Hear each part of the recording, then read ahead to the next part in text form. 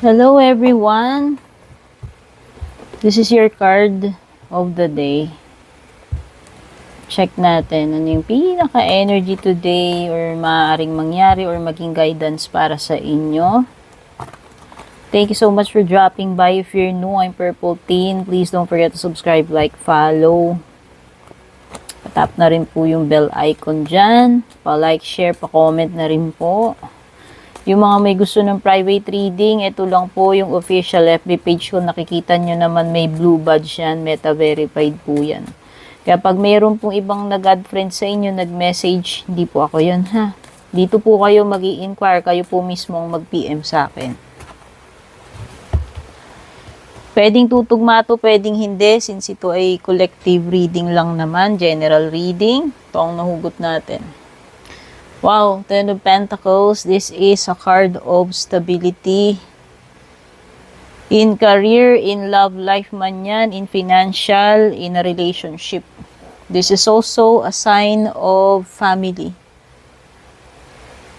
Kung ikaw ay magi-start pa lang ng family, o kung may family ka man, ang ibig lang sabihin nito is strong yung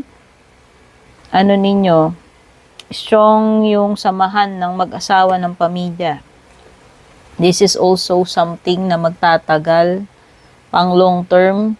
If this is a career, business, love life na sisimulan mo, asahan mo na ito ay pang long term. It will stand the test of time. This also refers to inheritances. Kung merong mga pamana man dyan, no? Family business, etc. Anything related sa mga kayamanan, pag-aari ng pamilya, sa mga ipapamana, ito yun. Okay. So, overall, stable pagdating sa financial kabuhayan sa pamilya, sa career, or business.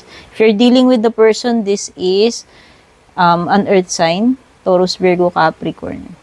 Okay? At kung timing naman ng inaasahan mo, medyo matagal kasi ang pag-usad ng mga pentacles. So it could take, pwedeng years or many months.